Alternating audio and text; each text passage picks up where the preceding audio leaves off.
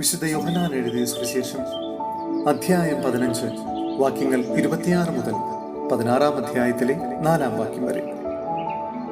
ഞാൻ പിതാവിന്റെ അടുത്തു നിന്ന് അയക്കുന്ന സഹായകൻ, പിതാവിൽ നിന്ന് പുറപ്പെടുന്ന ആ സത്യാത്മാവ് വരുമ്പോൾ അവൻ എന്നെക്കുറിച്ച് സാക്ഷ്യം നൽകും. ആരംഭം മുതൽ എന്നോടുകൂടെയുള്ളവരായതുകൊണ്ട് നിങ്ങളും സാക്ഷ്യം നൽകും. നിങ്ങൾക്ക് ഇടർച്ചയുണ്ടാകാതിരിക്കേണ്ടതിനാണ് ഞാൻ ഇതെല്ലാം നിങ്ങളോട് പറഞ്ഞത്. അവർ നിങ്ങളെ സിനഗോഗുകളിൽ നിന്ന് പുറത്താക്കും. നിങ്ങളെ കൊല്ലുന്ന ഏവനും താൻ ദൈവത്തിന് ബലിയർപ്പിക്കുന്നു എന്ന് കരുതുന്ന സമയം വരും. അവർ പിതാവിനെയോ എന്നെയോ അറിഞ്ഞിട്ടില്ലാത്തതുകൊണ്ട് ഇത് ചെയ്യും.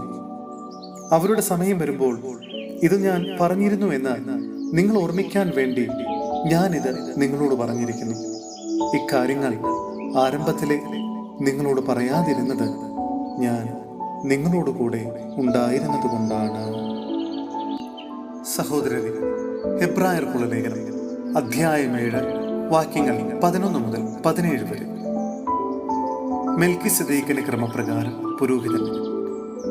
ലേവ്യ പൗരോഹിത്യം വഴിയാണല്ലോ ജനങ്ങൾക്ക് നിയമം നൽകപ്പെട്ടത്. ആ പൗരോഹിത്യം വഴി പൂർണ്ണത പ്രാപിക്കാൻ കഴിയുമായിരുന്നെങ്കിൽ അഹ്റോന്റെ ക്രമത്തിൽ നിന്ന് വ്യത്യസ്തമായി മെൽക്കിസദേക്കിന്റെ ക്രമപ്രകാരം വേറൊരു പുരോഹിതൻ ഉണ്ടാവുക ആവശ്യമായിരുന്നു.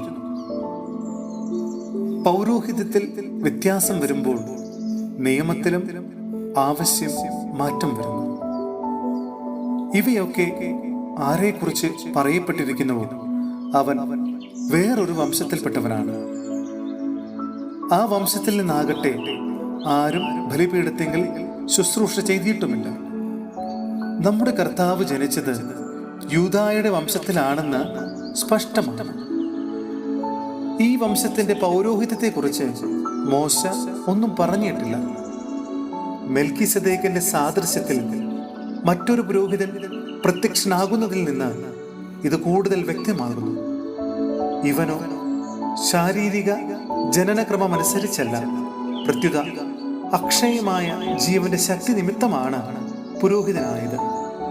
എന്തെന്നാൽ നീ മെൽക്കിസദേക്കിന്റെ ക്രമപ്രകാരം എന്നേക്കും പുരോഹിതനാകുന്നുവെന്ന് അവനെക്കുറിച്ച് സാക്ഷ്യമുണ്ട്.